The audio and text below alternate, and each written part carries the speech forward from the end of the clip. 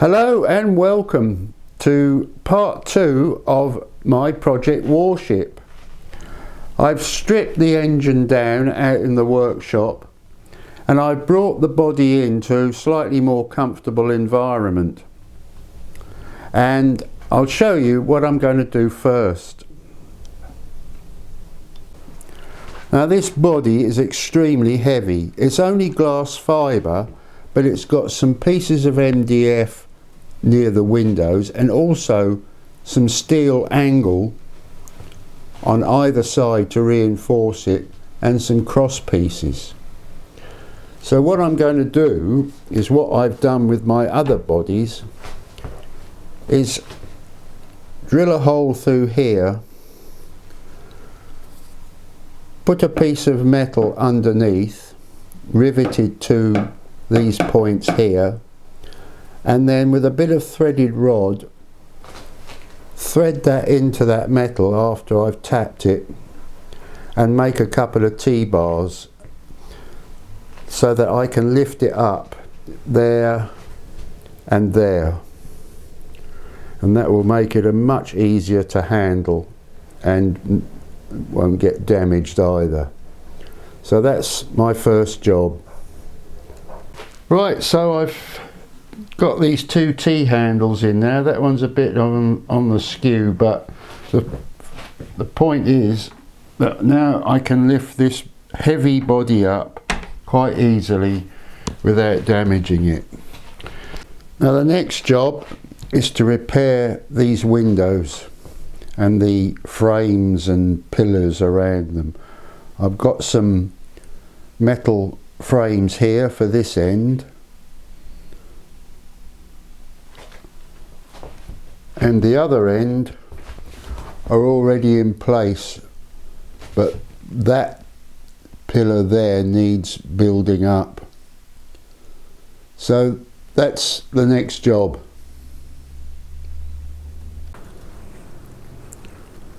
When I first saw this bogies on this Warship, I was a bit concerned about the wheelbase.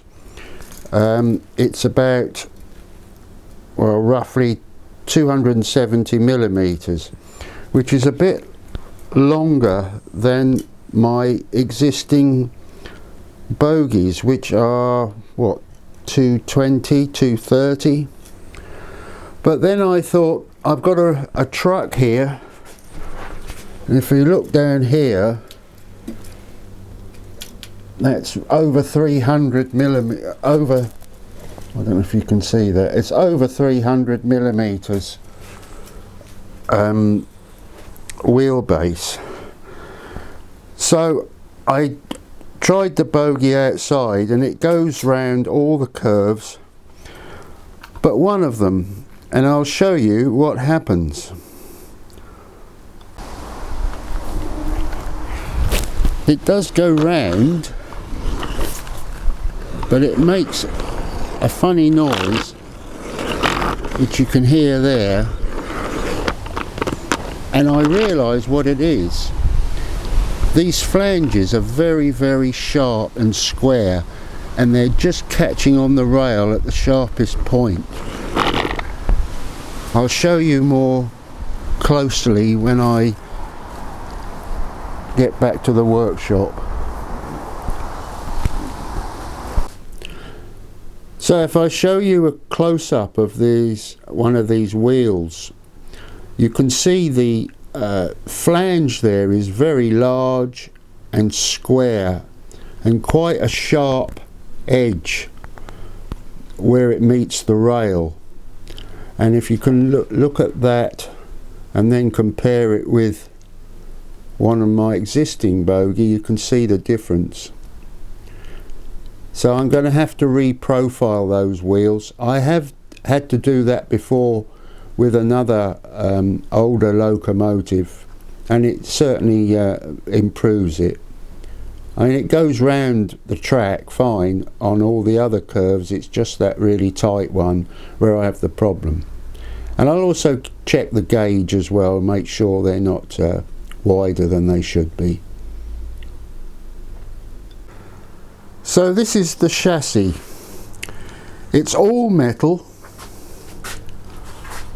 every bit of it, either angle or sheet thin steel, but it is all metal.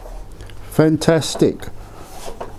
And this loco generally is really well built, and I think for that reason it deserves saving and bringing back to its former glory. Now with this chassis I need to clean it up, rub it down and then paint it. Now I'm probably, as I said before, going to use maroon. Now I could use Phoenix paints, but in the past I have used Helfords.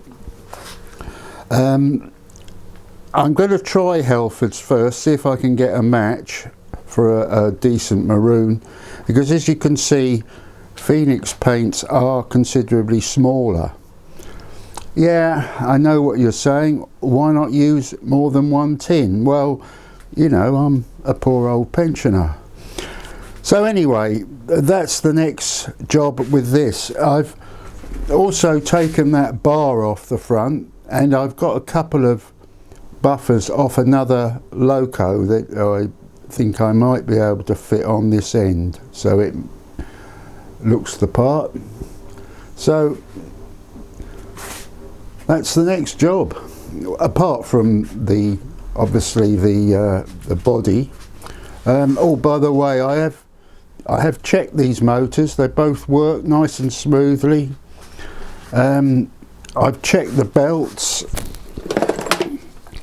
The belts are in good condition, teeth are fine, and they sit nicely on the cogs, so all looks good.